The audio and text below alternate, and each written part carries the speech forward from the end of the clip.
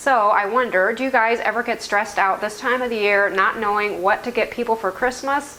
I admit I do. I don't mean to sound Scroogey or anything, but sometimes it's just hard, especially nowadays. You know, you have to, first of all, spend a lot more money to get something that seems worthwhile to give maybe. But I always feel if you make something, if something is a little more handmade, there's more meaning to it. In a way, it seems like more of a valuable gift. So that's what I want to show you today, some really easy gift ideas that you could actually put in a jar. I have beside me here different sizes of jars. And I do want to say, I think using a wide mouth jar is going to work best. You could try without, but for the projects I'll be showing you today, for the most part, I'll use wide mouth. I do have one that isn't, but I think what I'm putting in there will be okay with just a regular. So let's get right into this.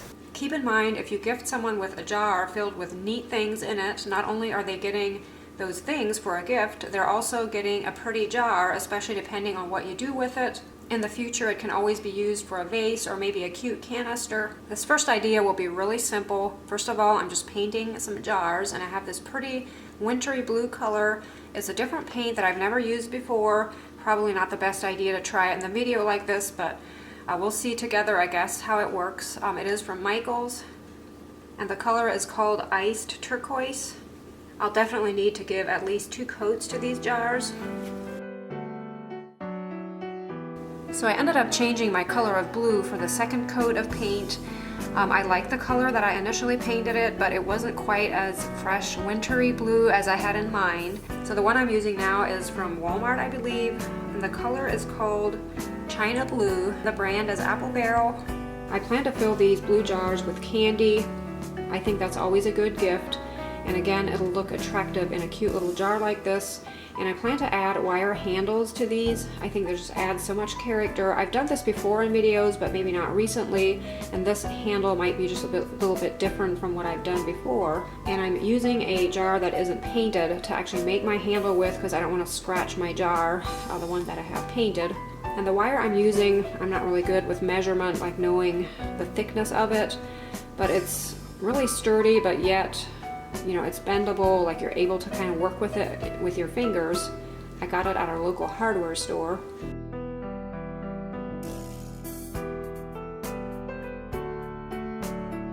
I'm going to add a few winter designs on this one jar. I have some decals here that I cut out using my Cameo, and unfortunately I won't be able to offer these decals in time for Christmas.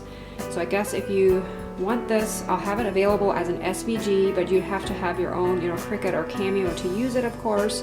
And for those of you that don't have the machine, you could always just, you know, buy a sticker like a snowflake or a tree sticker. I'd say those are probably pretty easy to find. But just keep in mind, the file that I have available in the Etsy shop will not work with your printer. You would need one of the machines, the cutting machines, to use it. So most of the jars I'm showing you today will have a cute little gift tag or just a little tag attached to them, and I will have this available as a digital download on my Etsy shop.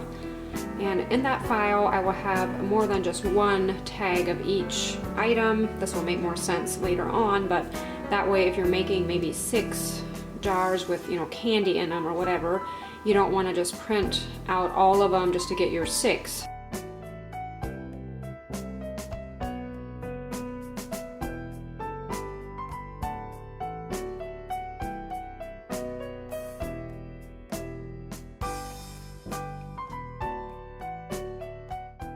The next jar is really simple, basically just mixing together your favorite hot cocoa mixture recipe.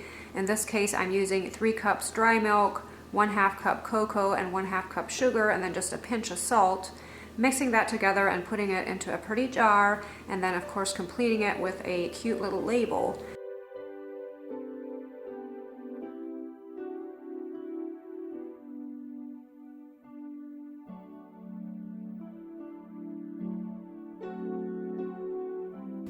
Here is another painted jar idea.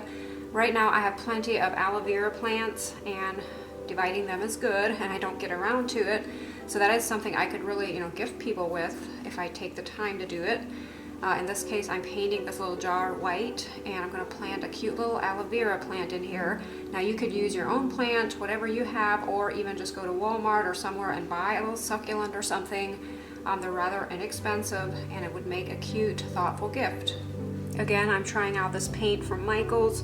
In this case, it is called Wicked White. And both of these that I've used so far are an eggshell sheen. They also had gloss, but I chose to go with eggshell. I really have no special reason to be using this paint versus some that I'd have downstairs in my normal paint stash. Other than I just like to try new things, and I saw these in Michaels and I thought, oh, it's worth a shot. It says it's a paint and sealer in one, so I feel like it will have a nice finish to it.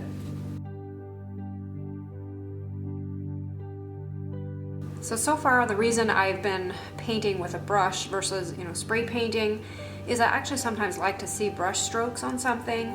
It just gives it more character, I think. But for this jar, I plan to actually spray paint it.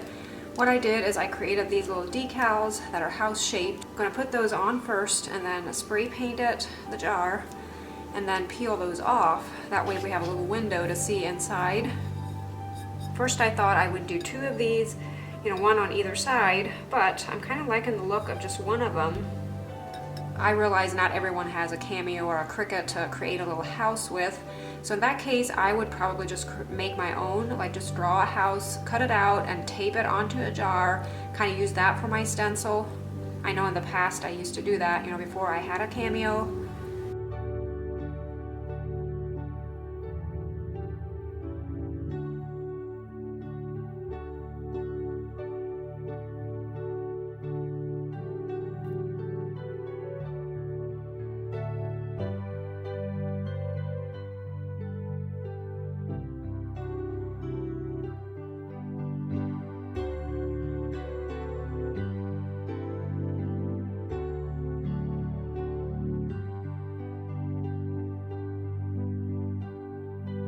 This jar idea I would be really impressed with. Maybe it's not everyone's thing, but I use so many of these items almost every day because I'm always doing something, crafting something. And I love these little hammers. They're such a handy tool to have around. They actually open, like the handle part opens, and there's screwdrivers in here. And then of course, who couldn't use a good sharp scissors? I have some cloths here that are like media cloths where you can clean surfaces, maybe even just your phone or a screen that you're on, a lighter, some tape, a tape measure, and these little zip ties. I did get all of these items from Amazon, so I'll leave all of the links down below in the description box. You could still get them in time for Christmas since they were all on Prime shipping.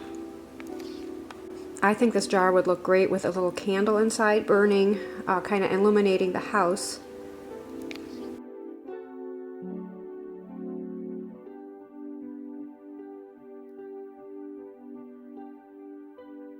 Now, I know I talk about candles a lot, but rarely do I actually make them.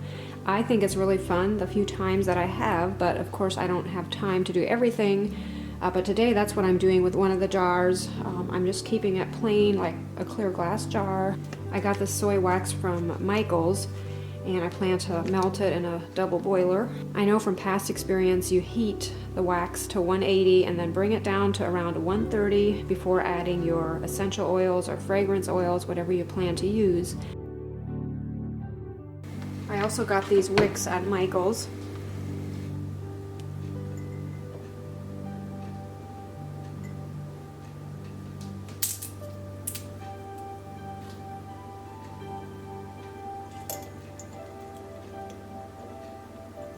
I'm sure there's better ways of doing this, but since I have a glue gun in my hand, I just broke a skewer in half, and I'm kind of using that to support my wick, keep it in the middle.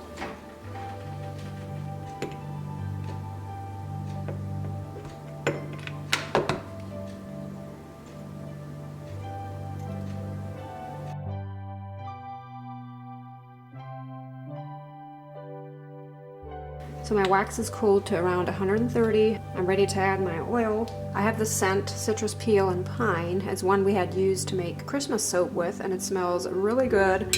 I thought it would make a great smelling candle. I'm going to put about 2 teaspoons, not quite, in here, and this was again a pound of wax.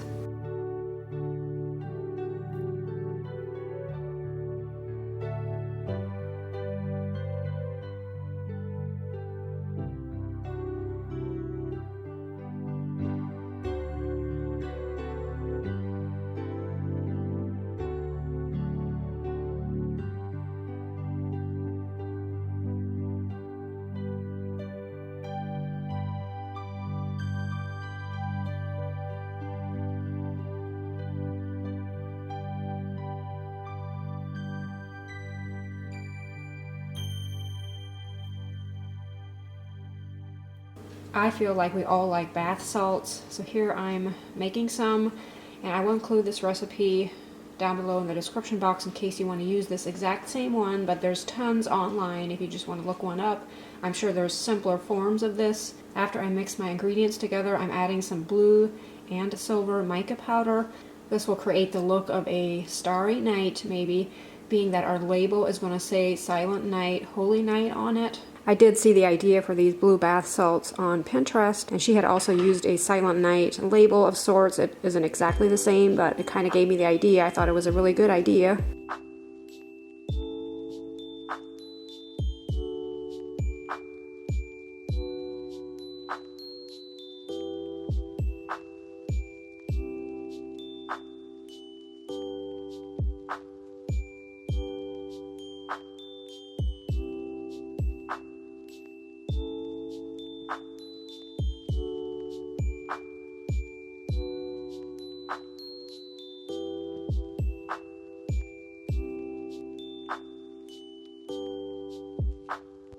I'm trying something new here. I've seen it on Pinterest where you can create these torches or candles made out of jars. And I ordered these products from Amazon. It was under the Prime shipping, so you could still get it in time for Christmas. But these are just lids and wicks that screw on top of a jar, creating a candle or a lamp. And I also got the lamp oil from Amazon. I'll have all of those links down below in the description box. Here I'm just adding some rosemary sprigs that I clipped from my garden. They were still kind of nice. And then some fake berries, creating that Christmassy look.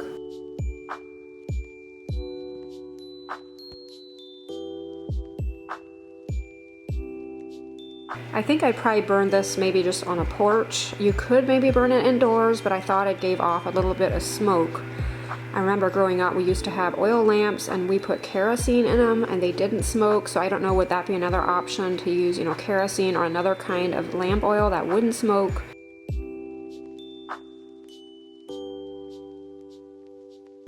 Hopefully I gave you guys some ideas for some last minute gifts you may still need for Christmas. I think these were fairly simple to fix, and if you're looking for some tags to go with them, make sure to check out that listing on my Etsy shop. I'll have it linked down below in the description box. As always, I hope your day is going great. Thanks for watching, and I'll see you in the next one.